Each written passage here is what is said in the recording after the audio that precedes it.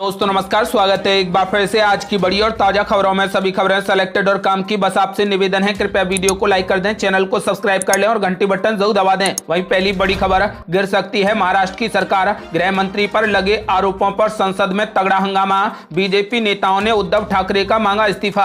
आपको बता दें कि अंबानी धमकी केस का मामला, गाड़ी में विस्फोट मिलने से लेकर महाराष्ट्र की महाविकास आघाड़ी की सरकार में इस्तीफे तक पहुंच गया। सोमवार को यह मुद्दा लोकसभा और राज्यसभा दोनों में उठाया गया। भारतीय जनता पार्टी ने जोर शोर से सदन में इस मुद्दे पर सवाल किए, तो वहीं शिवसेना ने इसे सरकार को गिराने की बड़ी साजिश बताया। उधर गृह मंत्री अनिल देशमुख पर लगे भ्रष्टाचार के आरोपों को लेकर उनके इस्तीफे की मांग की गई है। आपको बता दें कि साथ ही मुख्यमंत्री उद्धव ठाकरे का इस्तीफा भी मांगा गया है और राज्य में तुरंत प्रभाव से राष्ट्रपति शासन लगाने की बात कही गई है। रविवार को गठबंधन के एक नेता ने जहां इस्तीफे की बात की थी, तो वहीं नेशनलिस्ट कांग्रेस पार्टी के चीफ शरद पवार ने उनके खिलाफ लगे आरोपों को गंभीर बताते हुए इनके सामने आने की टाइमिंग पर सवाल उठा दिए। एनसीपी नेता ने इस्तीफे की बात ही पूरे तरीके से खारिज कर दी। हालांकि शिवसेना भी इसको इस्तीफे को लेकर अपना सुर बदलती दिख रही है। आज पार्टी के सांसद संजय राउत ने कहा कि अगर हम सबका इस्तीफा लेते रहेंगे तो सरकार चलाना मुश्किल हो जाएगा। उन्होंने ये भी कहा कि आखिरी फैसला कैबिनेट लेवल पर लिया जाएगा। अनिल देशमुख पर लगे भ्रष्टाचार के आरोपों का मुद्दा आज लोकसभा और राज्यसभा दोनों में तगड़ा उठा। बीजेपी के कई नेताओं ने सदन में इस मुद्दे को अति गंभीर बताते हुए इस पर सवाल किया। कई बीजेपी सांसदों ने महाराष्ट्र के मुख्यमंत्री उद्धव ठाकरे को इस्तीफे की मांग की है। राज्यसभा में भी सत्ता पक्ष के सदस्यों ने इस घटनाक्रम को लेकर तगड़ा हंगामा किया, जिसके कारण सदन की कार्यवाही को स्थगित कर दिया गया। आपको बता दें कि महाराष्ट्र का मुद्दा लोकसभा और राज्यसभा दोनों में तगड़ा उठा और दोनों में ही राष्ट्रपति शासन लगाने की मांग की गई है। आपको बता दें कि साथ ही उद्धव ठाकरे का इस्तीफा और गृह मंत्री अनिल देशमुख का इस्तीफा मांगा गया है। ऐसा भी हो सकता है कि महाराष्ट्र की सरकार भी गिर सकती है। आपका क्या मानना है? वीडियो लाइक कर अपनी राय हमें कमेंट बॉक्स में जरूर दें। अगली बड़ी खबर, किसान नेता राकेश टिकैत की सरकार से बड़ी मांग, बोले राज्यपाल सत्यपाल मलिक को वार्ताकारों में शामिल करे सरकार। आपको बता दें कि कृषि कानूनों के खिलाफ जारी किसान आंदोलन को खत्म करने के लिए सरकार राज्यपाल सत्यपाल मलिक को वार्ताकारों में शामिल नहीं करेगी। सरकार की सारी रणनीति सुप्रीम कोर्ट द्वारा गठित 3 सदस्यीय कमेटी की रिपोर्ट और इस पर शीर्ष अदालत के रुख पर टिकी है। ये कमेटी इसी महीने शीर्ष अदालत को अपनी रिपोर्ट सौंप सकती है। दरअसल सत्यपाल मलिक किसान आंदोलन पर पिछले हफ्ते से ही अचानक सरकार पर हमलावर हो गए हैं। आंदोलन लंबा खिंचने की वजह से सत्यपाल मलिक ने तगड़ी आलोचना की थी। उन्होंने न्यूनतम समर्थन मूल्य पर कानूनी गारंटी की मांग मानकर आंदोलन को खत्म कराने का सुझाव दिया था। इसके बाद किसान नेता राकेश टिकैत ने सरकार से वार्ताकारों की टीम में राज्यपाल सत्यपाल मलिक को शामिल करने की मांग की है। आपको बता दें कि सरकार का आंदोलन खत्म कराने के लिए नए सिरे से पहल करने की कोई भी योजना नहीं है। इससे 5 राज्यों के विधानसभा चुनावों के दौरान कृषि कानूनों के मुद्दा बनने का खतरा है। सरकार की सारी रणनीति कमेटी की रिपोर्ट और शीर्ष अदालत के रुख पर निर्भर है। एक वरिष्ठ मंत्री के मुताबिक अगली रणनीति सुप्रीम कोर्ट के रुख पर ही निर्भर होगी।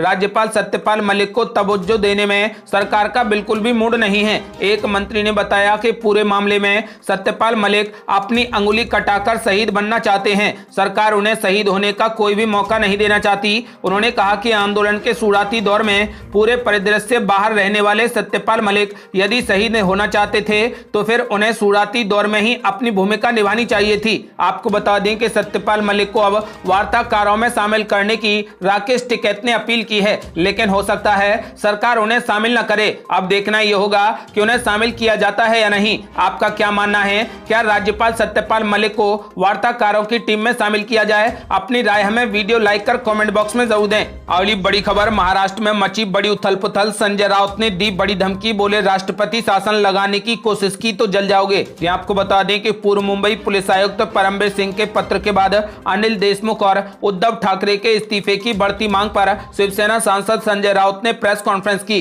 संजय राउत ने कहा कि अगर सरकार सही जांच के लिए तैयार है तो बार बार इस्तीफे की मांग क्यों की जा रही है। वहीं एनसीपी के वरिष्ठ नेता और मंत्री नवाब मलिक ने इस्तीफा न लेने की बात का समर्थन किया है। आपको बता दें कि यही नहीं, संजय राउत ने कड़ी धमकी दी है और कहा कि केंद्रीय एजेंसियों का इस्तेमाल कर महाराष्ट्र राज्य में राष्ट्रपति शासन लगाने की कोशिश की जा रही है। जो लोग ऐसा काम कर रहे हैं उनके लिए ये ठीक नहीं होगा। संजय राउत ने आगे कहा कि अगर ऐसा सोचा तो मैं उन्हें कड़ी चेतावनी देता हूं कि ये आग उन्हें भी जलाकर रख देगी। आपको बता दें कि संजय राउत ने कहा कि जब तक मुख्यमंत्री उद्धव ठाकरे हैं तब तक सभी मामलों की जांच सही तरीके से की जाएगी। संजय राउत ने साफ तौर पर कह दिया है कि मुंबई के पुलिस कमिश्नर के कंधे पर बंदूक रखकर चलाई जा रही है और विपक्षी दल लोगों को गुमराह कर रहे हैं। अगली बड़ी खबर, भाजपा और तृणमूल कांग्रेस के घोषणा पत्र में कड़ी टक्कर। अब घोषणा पत्र तय करेगा किसकी बनेगी सरकार।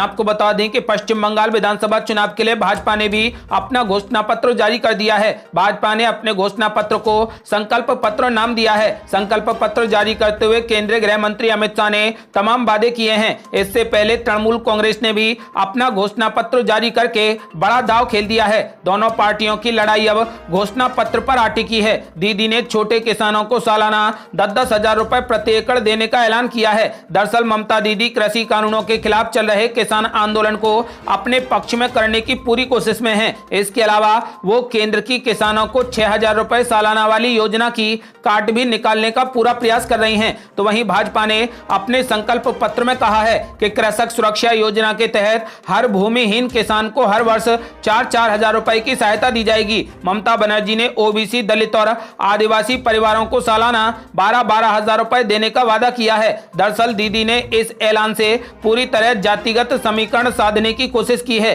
क्योंकि भाजपा की नजर भी इसी वोट बैंक पर सबसे ज्यादा है। ममता बनर्जी ने महिष्य, तामुल, तेली और साहा जातियों को ओबीसी दर्जा देने के लिए टास्क फोर्स का गठन करने की बात कही है। इन जातियों का पूर्वी मिदनापुर, हावड़ा, हुगली, दक्षिण और उत्तर 24 परगना जिलों में खासा असर है। माना जा रहा है कि इस जाति कार्ड से 50 सीटों के नतीजों में बड़ा उलटफेर हो सकता है। दरअसल ममता दीदी की नजर जंगल महल इलाके पर भी है, जहां भाजपा काफी मजबूत मानी जा रही है। उधर गृह मंत्री अमित शाह ने भी अपने चुनावी संकल्प पत्र में कहा है कि ओबीसी आरक्षण की सूची में महिष्य, तेली और अन्य हिंदू समुदाय जो रह गए हैं उनको समाविष्ट करने का काम भाजपा सरकार करेगी। टीएमसी के घोषणा पत्र में विधवा महिलाओं को हर महीने 1-1 हजार रुपए देने का वादा किया गया है। इस तरह ममता बनर्जी ने महिला वोटरों को अपने पाले में लाने की पूरी कोशिश की है। तो वहीं भाजपा ने भी अपने संकल्प पत्र में कहा है कि राज्य सरकार की सभी नौकरियों में महिलाओं को 33% का आरक्षण दिया जाएगा।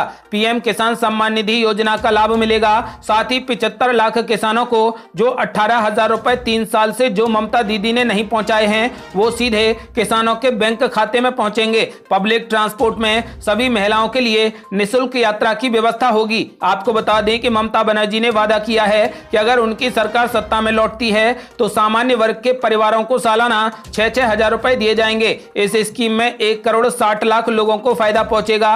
अगर ये सभी टीएमसी के वोटर्स में तब्दील होते हैं तो ममता दीदी की हैट्रिक लगनी निश्चित है। तो वहीं भाजपा ने कहा है कि हमने तय किया है कि बंगाल में 7वां वेतन आयोग सभी कर्मचारियों को दिया जाएगा। बंगाल को भ्रष्टाचार से मुक्त करने के लिए हम सीमाओं के अंतर्गत एंटी करप्शन हेल्पलाइन की शुरुआत करेंगे, जिससे कोई भी नागरिक कंप्लेन सीधे मुख्यमंत्री जी को पहुंचा सकेगा। आपको बता दें कि अमित शाह ने कहा कि हमने तय किया है कि सिटीजनशिप अमेंडमेंट एक्ट को पहले ही कैबिनेट में लागू कर देंगे। मुख्यमंत्री शरणार्थी योजना के तहत प्रत्येक शरणार्थी परिवार को 5 साल तक डीबीटी से 10-10 हजार रुपए प्रतिवर्ष दिए जाएंगे। ममता बनर्जी ने टीएमसी के घोषणा पत्र में सबसे बड़ा वादा घर घर राशन पहुंचाने का किया है। चुनाव की घोषणा होने से पहले ममता कोलकाता समेत कई जगह मां रसोई शुरू कर चुकी हैं। आपको बता दें कि जहां पर गरीबों को 5 रुपए में भरपेट खाना दिया जा रहा है। माना जा रहा है कि मां रसोई का दावा दीदी को चुनावी फायदा दे सकता है। इसके अलावा घर घर राशन योजना से आम आदमी की टीएमसी के साथ जुड़ सकता है।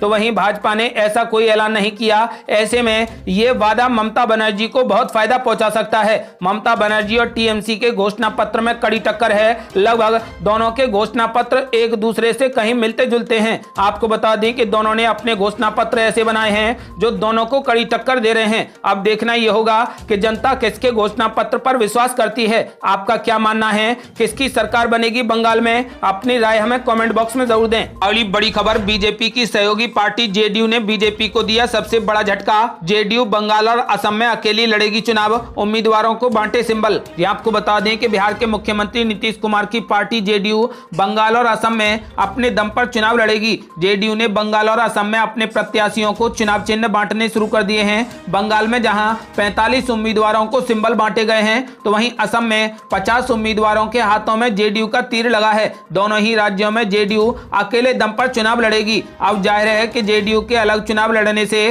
केंद्र और बिहार में सहयोगी बीजेपी को बड़ा झटका लगेगा। आपको बता दें कि जेडीयू के प्रत्याशियों को सिंबल देने के बाद अब सवाल खड़ा हो गया है कि क्या नीतीश कुमार अपने प्रत्याशियों के लिए प्रचार करने बंगाल जाएंगे। फिलहाल इस बात की जानकारी नहीं मिल पाई है कि नीतीश कुमार प्रचार करने के लिए जाएंगे या नहीं। नीतीश कुमार के प्रचार पर असमंजस के बीच खबर यह है कि जेडीयू के प्रचार में बिहार के मंत्री और विधायक बड़ी संख्या में हिस्सा लेंगे। आपको बता दें कि इससे बीजेपी को सबसे बड़ा झटका लगा है। बीजेपी की सहयोगी पार्टी दोनों ही राज्यों में अपने दम पर अकेले चुनाव लड़ेगी। ये थी अब तक की बेहद बड़ी खबरें। यदि आप भी चाहते हैं कि बंगाल में टीएमसी की सरकार बने और कृषि कानून हमेशा के लिए रद्द हो जाएं, तो इस वीडियो को लाइक कर अपनी राय हमें कमेंट बॉक्स में जरूर दें। यदि आपने अभी तक हमारे चैनल को सब्सक्राइब नहीं किया है तो कृपया चैनल को सब्सक्राइब कर घंटी बटन जरूर दबा दें। जल्दी मिलते हैं बड़ी अपडेट के साथ, तब तक के लिए जय हिंद, जय भारत।